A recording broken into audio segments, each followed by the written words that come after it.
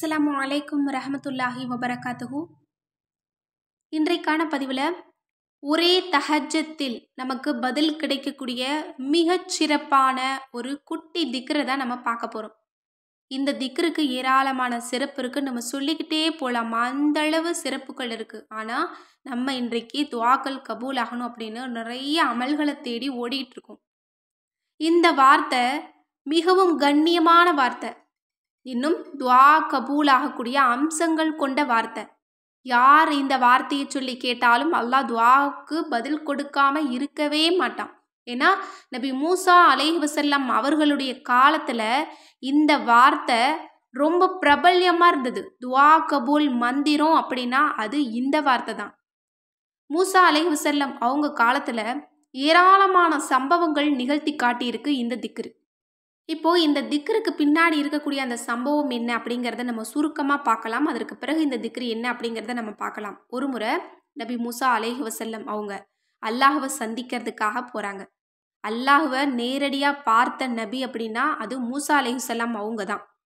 அப்போது அல்லாஹ்வை போகும்போது ஒரு தம்பதியினர் வர்றாங்க. அவங்களுக்கு பல வருடங்களாக குழந்தை பாக்கியம் கிடையாது.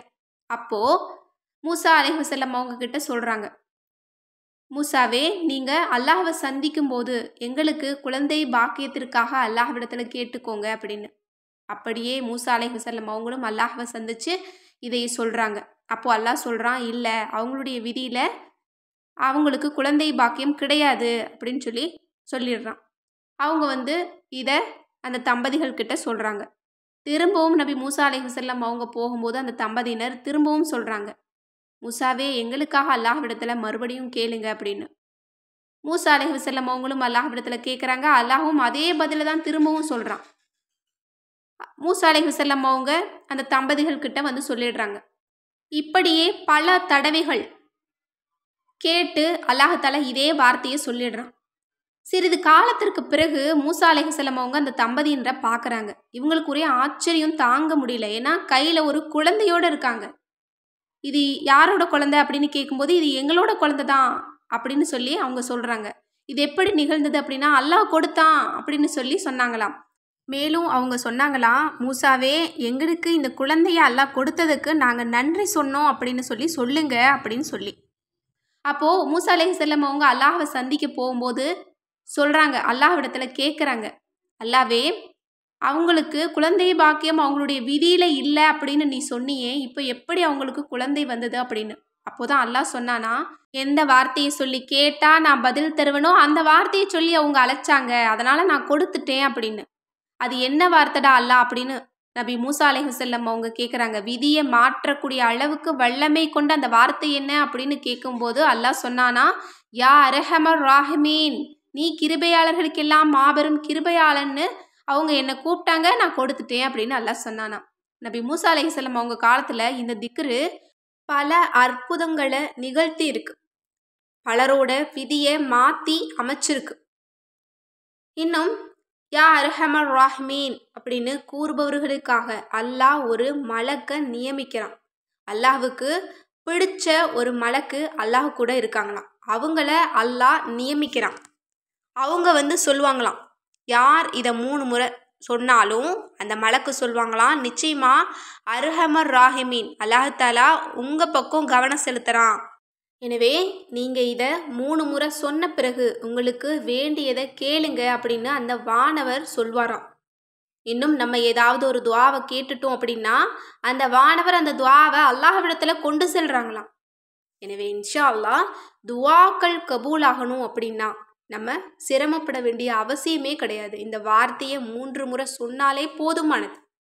ஏன்னா நபி மூசா அலைஹி வஸல்லம் அவங்க காலத்தில் பலரோட விதியை மாற்றி அமைச்சிருக்கு. அல்லாஹ்விடம் பிரார்த்தனை செய்யும்போது நபி மூசா அலைஹி வஸல்லம் அவங்க இந்த வார்த்தைகளை தான் அதிகம் பயன்படுத்தி இருக்காங்க. திருக்குரான்லேயே அல்லாஹ் தஆலா சூரா அராஃப்ல 151வது வசனத்தில் அல்லாஹ் குறிப்பிடுறான், இந்த வார்த்தைகளை கொண்டு தான் மூசா அலைஹி வஸல்லம் அவங்க துஆ கேட்டாங்க அப்படின்னு. அதாவது ஒரு முறை, ரப்பே, என்னையும் என் சகோதரனையும் மன்னித்து உன் கருணையில் எங்களை சேர்த்துக்கொள், நீ கருணை செய்பவர்களில் மிகவும் கருணையாளன் அப்படின்னு சொன்னாங்களாம்.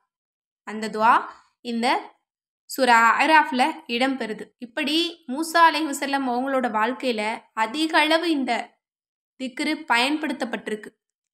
எனவே இன்ஷா அல்லாஹ் இந்த புனிதமான ரமலான் மாதத்துல தஹஜ்ஜத்துடைய நேரம் என்பது நமக்கு ரொம்ப இலகுவா கிடைக்குது. அந்த நேரத்தை பயன்படுத்தி இன்ஷா அல்லாஹ் நீங்க வெறும் 3 முறை இதை சொல்றதுக்கு நொடி பொழுது இருந்தா நமக்கு போதும். யா அர்ஹமர் ராஹிமீன், யா அர்ஹமர் ராஹிமீன், யா அர்ஹமர் ராஹிமீன், இப்படி 3 முறை சொன்னீங்கன்னாலே போதுமானது. அதற்கு பிறகு உங்களுடைய தேவைகளை கேட்க மறந்துடாதீங்க.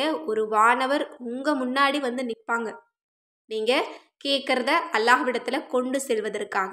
எனவே இன்ஷா அல்லாஹ் இந்த சிறந்த திக்ரை ஒவ்வொரு தஹஜ்ஜத்திலும் ஓதி அல்லாஹ்விடம் துஆ செய்து நமக்கு தேவைப்படக்கூடிய அனைத்தையும் அடைந்து கொள்ள எல்லாம் வல்ல அல்லாஹ் நம் அனைவருக்கும் நற்கிருபை செய்வானாக.